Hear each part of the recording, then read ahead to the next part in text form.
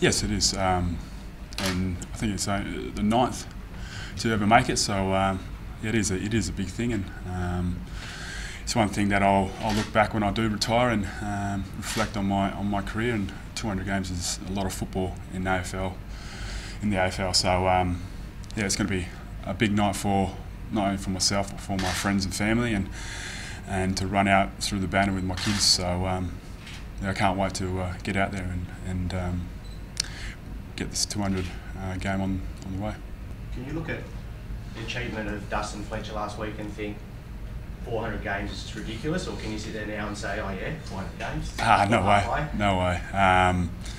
Yeah, that's an amazing achievement by Dustin Fletcher, but yeah, when you get to 30, it's pretty much one week at a time, and then you reassess at the end of the year. But you know, you got to take in a lot of travelling we do, and the amount of minutes and hours we do on the field. But yeah, I'll see out my contract and see what happens after that.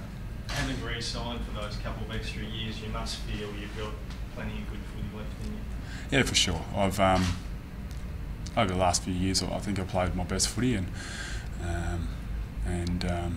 it's great to see the club has a bit of confidence in me. You know, I am 30 and turning 31 later this year, and to have the club have confidence in me and sign me up for another year, it's good. So hopefully I can still contribute on the field and off the field for the club, and just keep developing as a player.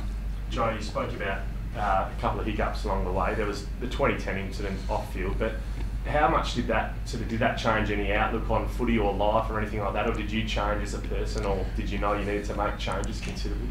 Oh yeah, yeah. It's a massive little dent in my sort of career, and it did set me back a bit. But you know, I believe that it sort of made me a better person and a better father and a better footy player. So yeah, it's a little hiccup, but yeah, I think it's made me as a stronger person.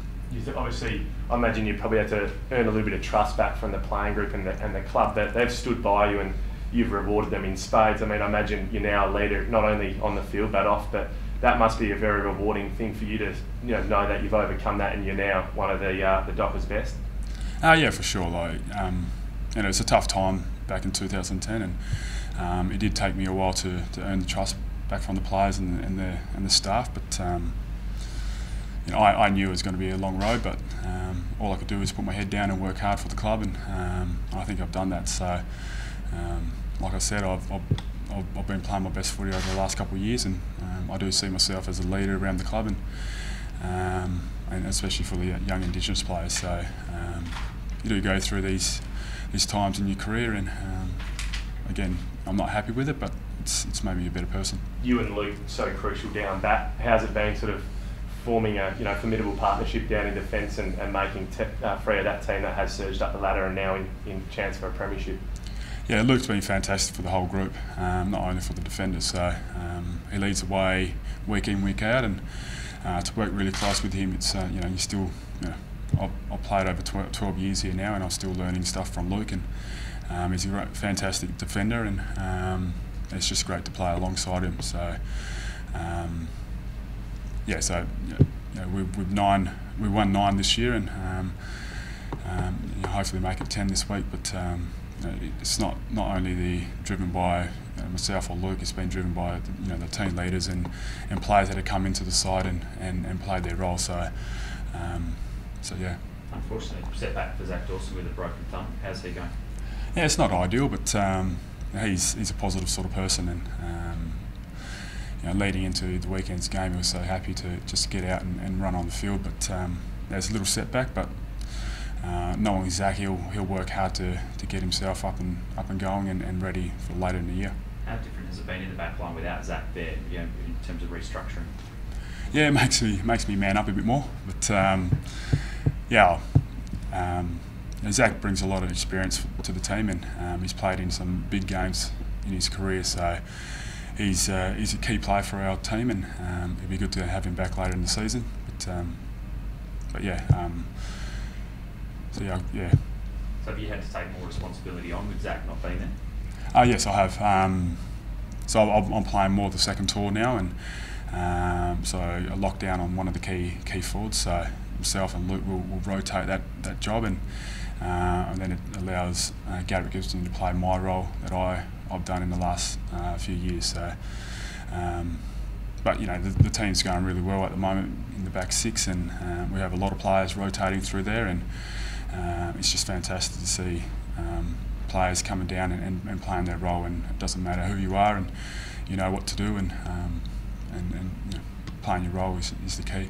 Do you feel you're a tall short down back, or is the mix as good as it's ever been at the moment? Not at all. I think that with us just having two talls and having Gary Gibson playing that third tall, it gives us more run out of the back line. And but it would be nice to play on a couple of the smalls and run up the field and get a bit of the ball. But yeah, that's how it is. We've got some key defenders injured at the moment, and other players have to step up and play their role. So yeah. From memory, you were part of that 06 run where the club won 9 straight. You're aiming to beat that this week.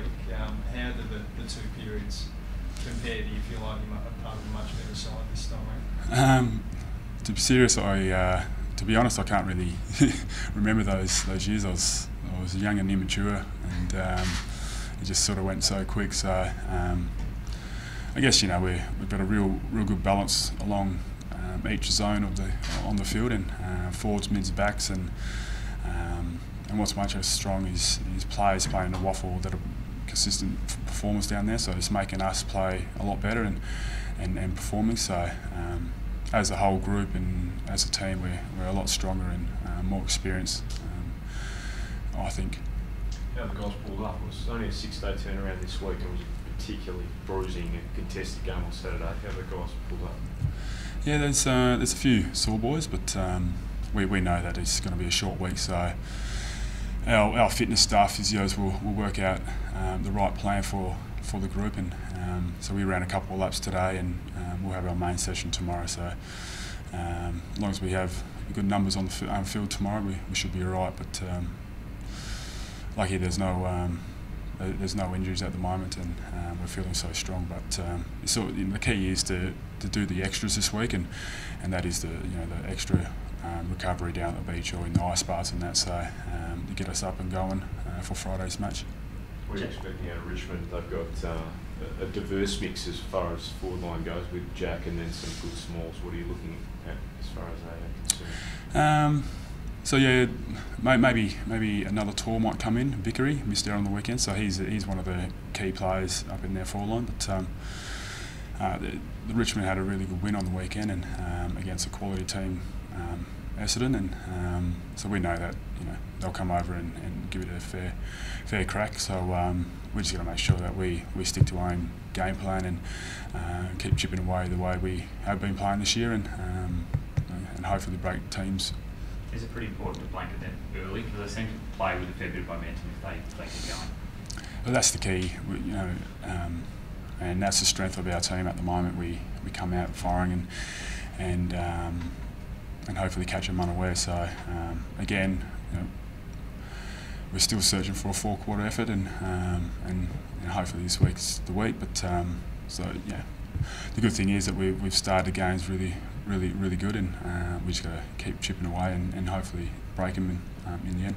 Jack Riewoldt joked today that they might have to play every single player in the Richmond side on Nat Fyfe to try and stop him this week. Are you amazed at how well he's going, and is he able to be stopped? I'm unsure. Yeah, he's even tough to stop in training. So no, he's a fantastic player. He's led well from start of the season, and you can see even the coaches are giving him top votes week in, week out. So yeah, he's leading well in the centre for us, and but there's other players that can step up as well. So Fyfe's worked really hard off the field and making his body stronger and bigger, and so he can match up against the better players in the AFL, and he's standing out at the moment, which is good. John, just on Anthony Morabito, obviously now ruled out for the year with further bone bruisings and that. How much does the current playing group feel for Anthony, though, that he just hasn't been able to really have a shot at it since his debut year? Yeah, it's been tough for Anthony, and I worked really close with him over the pre-season, trying to help him play the drop off or the half back role, and so he was really positive over the pre-season. But yeah, it's just unlucky that he's pulled up really sore through his knees, and he does come down and pop his head in once in a while. But he's a positive person, and he won't let this get to him, and he'll work really hard again to strengthen his body up so that he can make an impact next year. So you still think he obviously has that desire to go again after another setback? Oh, I think so. He's been through a lot, so I don't think he'll give up this easy. So knowing Anthony, he'll want to keep going, and because he's still young as well, so he's got plenty of footy left in him, and all he's got to do is just relax and get his knees right, and he should be fine. Well, another one, Ryan Crowley's finding should come down relatively soon. Does the playing group have some sort of, do you feel for him as well that it's taken so long to get to this stage and there's been uncertainty for him? Yeah, for sure. He's a quality player and experienced player that you'd love to have him on the field, but it's just unlucky that he's just got to hold out for a bit longer. But I think with Ryan at the moment, he's coming in and working really hard on the field and in the gym. So he's up and about and still helping young players leading into games. So he's not dropped his head as yet. So yeah, it's just fantastic to see Ryan working really hard and helping players around the club. It's been obviously ongoing for 10 months. Some say it's gone far too long and we should have had a resolution sooner. Do you sort of feel it may have cost him his career though, being the fact that 10 months is a long time in any profession, but especially a professional athlete? Oh, it will be tough, especially being a 30-year-old AFL player, and it doesn't last forever. So again, we'll be there to support Ryan through this whole process. But again, he's been fantastic around the club. I don't want to put you in an awkward spot, but you're as well qualified as anybody to talk about the Adam Goodes situation and his celebration last Friday. Have you got any thoughts on what's taken place since then, on what he did, on the reaction to it? I just thought it was a proud moment for himself, Indigenous players, and Indigenous culture community. So it's a dance that we all learnt on the camp, and I reckon that if I was up kicking goals as well, I would have broke out and done the same. So yeah, credit to him. He's standing tall and he's proud to be Indigenous, and I just think that it was just a fantastic tribute and also a dance that he broke out in, and I'll back him. He's a quality person and a leader in our community and the playing group. So yeah, he's free to do whatever he wants, and he was around to do it. John, just on Morabito, having worked so closely with him during the pre-season and the bad luck with injury that he's had, does it put playing 200 games into a bit of perspective, and as far as being fortunate enough to play 200 games of football? Oh yeah, for sure. Yeah, you don't want players like that with a lot of talent and to go down and with injuries like that, and I'm lucky enough to play 200 games, but to see players that lose their career because of the injury, it's tough, but it's AFL footy. So but good thing with Anthony, he's never let it get to him, and we've supported him. His family has supported him, and so he'll never give up. So you do feel for him, and he's not the only one as well. You got players in the past. Roger had to give it up. Roger Hayden had to give it up because of his leg, and Scotty Thornton was another talented player I played with, and he had a fair few injuries over his career. So I'm very lucky to play 200 games, but I do feel for players like that.